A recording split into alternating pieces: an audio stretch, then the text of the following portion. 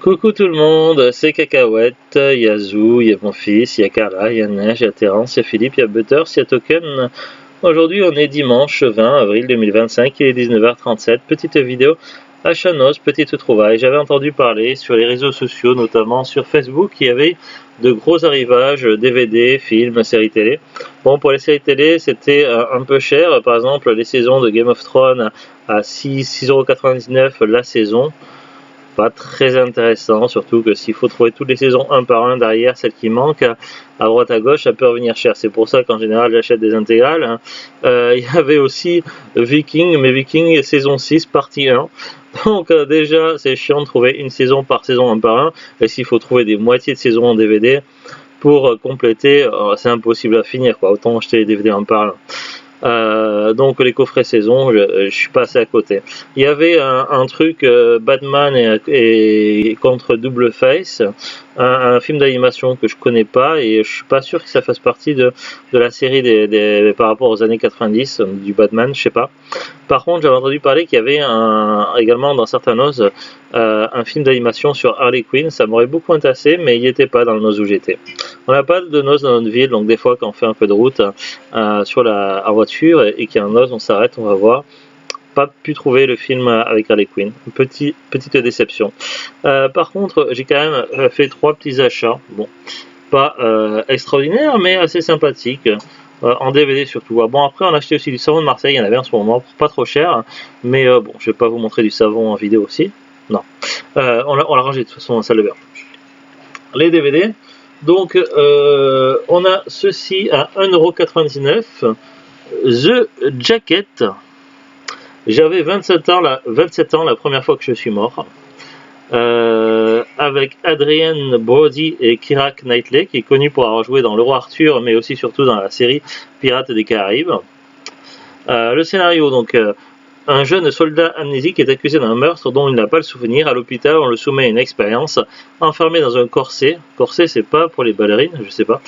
Il remonte les fils du temps, apprend la vérité sur son passé et découvre le futur qui pourrait être le sien s'il parvient à déjouer le présent. Attends, le futur qui pourrait arriver s'il arrive à déjouer le présent. Bon.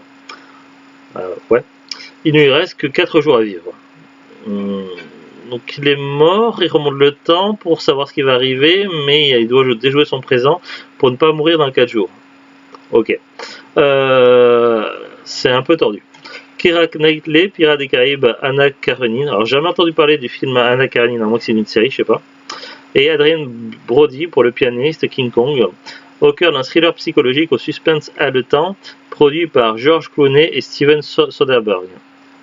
Alors, George Clooney en tant qu'acteur, je connais, mais en tant que producteur, je ne savais pas. Donc un film complètement inconnu qui passait complètement dans l'oubli, je pense, en France. Mais il y a un casting correct, un scénario étrange et intéressant. Je pense que ça peut être pas mal, The Jacket. Pour 1,99€, ça semble être une bonne affaire. Ensuite, dans mes 3 trouvailles, j'ai Benny et John, ça a l'air d'être une comédie. J'ai jamais entendu parler, c'était avec Johnny Depp, Mary Stuart Matterson et Aidan Quinn. Alors il y en a 2, je ne sais pas qui c'est, mais Johnny Depp évidemment je le connais très bien, pas personnellement évidemment, mais pour avoir vu plein de films où il jouait dedans. Du coup je me suis dit peut-être un des films quand elle était un peu plus jeune, qui est pas très connu, qui doit pas être facile à trouver et qui peut être assez frais. Je me suis dit que ça pouvait être sympathique, ça, Benny and John, and June, je sais pas comment on prononce ça, pour 1,99€. Scénario. June est atteinte d'un léger déséquilibre psychologique. De temps à autre, son caractère gentil docile laisse la place à des comportements étranges, comme par exemple une tendance à créer des risques d'incendie. Depuis la mort de leurs parents, c'est Benny son frère qui veille sur June. Un soir, au cours d'une partie de poker aux enjeux inhabituels, June perd sa mise et gagne Sam, un jeune excentrique, fantasque et poète. Attends, June perd et donc du coup elle gagne. C'est bizarre. Je comprends pas, c'est pas grave. Un jeune excentrique, fantasque et poète qui parvient sans peine à gagner le cœur de la jeune fille. Il ne leur reste alors plus qu'à trouver la femme idéale pour Benny, que June trouve un peu trop protecteur. Ok, ça peut être sympathique. Je connais pas du tout, mais c'est surtout pour la curiosité, pour la découverte. Et Ami. Alors je suis pas trop film français, même s'il y en a que j'aime beaucoup. Mais voilà, j'avais découvert dans un rôle de la série HeroCorp, Jonathan Cohen, que j'avais découvert de base dans la série HeroCorp, qui jouait un personnage assez hilarant. Il jouait le neveu du maire Odwinks, un type qui est censé avoir des super pouvoirs, mais on n'a jamais su vraiment c'était quoi. Il a des sérieux problèmes de personnalité. Et j'ai trouvé extrêmement extraordinaire dans HeroCorp. Du coup, je m'intéresse un peu à sa carrière et je l'ai aperçu également dans certaines émissions, pas dans tous, mais dans certaines émissions de ah mince, avec l'acteur qui joue dans Didier. Zut. La série Burger Quiz, voilà. Il était venu quelques fois dans Burger Quiz, donc je pense que ça peut être intéressant les films dans lesquels il joue Jonathan Cohen. Donc ça m'intéresse. Du coup, j'ai trouvé celui-ci à Noz, à Miami. Au casting, il y a William Lebguil, Margot Bancilon, Camille Raza, Jonathan Cohen. Le seul nom qui me parle, c'est Jonathan Cohen. À Miami, il était seulement à 99 centimes. Chose étonnante parce que les films français, généralement, ils sont 1 euro plus chers que les films américains. Donc là, cette fois-ci, c'est plutôt le contraire. C'est un petit peu étonnant. Alors, le scénario. Quoi de mieux pour ne plus jamais souffrir en amour que de tourner le dos à la vie de couple et de s'installer en coloc avec son meilleur ami. C'est en tout cas ce qu'a décidé Vincent, ravagé par sa dernière rupture. Un détail près, son meilleur ami est une meilleure amie, Néphélie, jeune avocate déjantée. À peine installés, les deux potes se jurent de ne plus jamais tomber amoureux, de vivre d'amitié et d'histoire sans lendemain.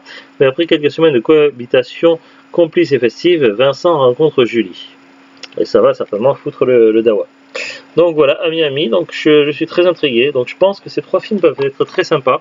C'est mes petites trouvailles noz, petites tâches à noz, donc rien de bien extraordinaire, mais en cette période de vache maigre, vu qu'on trouve maintenant très rarement des DVD intéressants ou intrigants pour compléter la collection dans les magasins noz, puisque déjà de base, beaucoup de DVD que l'on voit, soit c'est des DVD qu'on a déjà, soit que ça ne nous intéresse pas.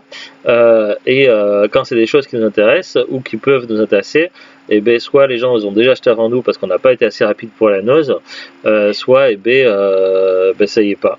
Et c'est vrai que pendant des mois, il y avait quasiment rien dans les rayons en DVD dans noz. Ça fait déjà depuis un moment, depuis même la dernière, c'était pas terrible. Mais bon voilà. 3 petits DVD intrigants, intéressants, donc je me suis dit ça vaut peut-être le coup d'en parler à Noz. Après, il y avait d'autres films qui peuvent être intéressants, mais que je n'ai pas acheté parce que je les ai déjà, notamment le film Dune, dans une édition Master Haute Définition remasterisée, je sais pas trop quoi, le fameux film de David Lynch, ça peut être intéressant pour ceux qui ne l'ont pas encore. Donc voilà. Après, il y avait aussi quelques Blu-ray, mais j'ai rien vu de très super. Après, si, il y avait Bienvenue à Suburbericon, mais vu que ça n'avait pas l'air d'un film avec des effets spéciaux, je aurais préféré l'acheter en DVD, donc c'est pour ça que je ne l'ai pas acheté en Blu-ray. Mais je pense que ça peut être sympa à voir. Allez, à très bientôt tout le monde. Salut, au revoir. Au revoir.